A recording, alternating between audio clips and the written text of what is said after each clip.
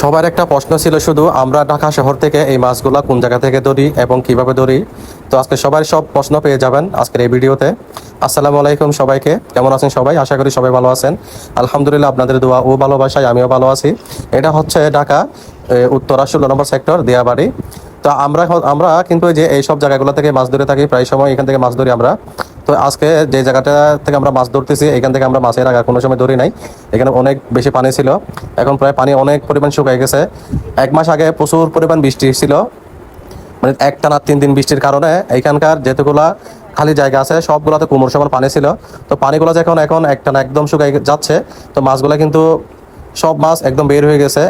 দেখতে পাচ্ছেন এখানে আমরা মাছ ধরা শুরু করে দিছি। এরা কিন্তু যেখানে আছে হচ্ছে আশিক আর মেহেদি, এরা দুজনে মাছ ধরতেছিল। আমি আমাদের অফিসের জানালা দিয়ে দেখতেছিলাম, তো আমি আর মুখ সামলাতে পারি নাই, আমি কাপড় শেষ করে চলে আসলাম, তাদের সাথে যোগ দিলাম এবং মাছ ধরবো একটু পরেই।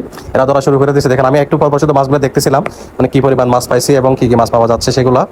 তো এই হচ্ছে ঢাকা শহরের অবস্থা। আমরা মানে ঢাকা শহর থেকে যে এভাবে মাছ ধরতে পারবো এবং নিজের হাতে, সেটা কোনোদিন নিজেও কল্পনা করি নাই। এই সবুজ যে গাছগুলো দেখতেছেন, এখানে যে এত পরিমাণ মাছ লুকাই আছে, সবগুলা কিন্তু এইরকম টাকি মাছ আর কই মাছ। এক একটা কই মাছ প্রায় 3 আঙ্গুল 4 আঙ্গুলের সমান। আমরা এখানে অনেকগুলো মাছ পেয়ে গেছি অলরেডি। আমরা আরো একটা জায়গার মধ্যে যাব, আগে এখানকার মাছগুলো ধরে নিয়ে নিই তারপরে। তো দেখতে থাকেন আপনারা আমরা এখানে কি কি মাছ পাইছি। দেখেন আপনাদেরকে একটু দেখাই, এখানে কয় কেজি মাছ হতে পারে আপনারা একটু আইডিয়া করে বলবেন। দেখা যাক আপনাদের আইডিয়া সঠিক হয় কিনা। এখানে আমরা কি কি মাছ পাইছি আপনারা একটু ভালোভাবে দেখে নেন। এখানে হচ্ছে আমরা পাইছি হচ্ছে কই মাছ, পুঁটি মাছ, টাকি মাছ, তারপর হচ্ছে শৈল মাছ আর স্যাং মাছ। স্যাং মাছটা অবশ্য অনেকে চিনে না, এটা আমাদের চট্টগ্রামের আঞ্চলিক ভাষায় বলে একটা স্যাং মাছ, টাকি মাছের মতো। তো এই মাছগুলো আমাদের ধরা শেষ।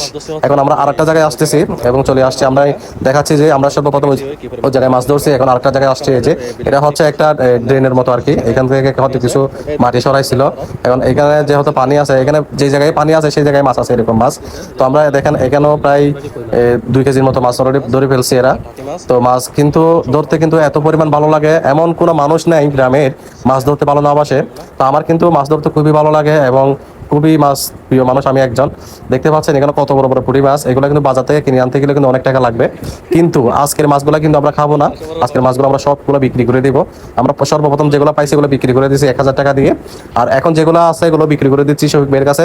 দেখি শফিক ভাই কত টাকা বলে এবং দেয়, দেখা যাক।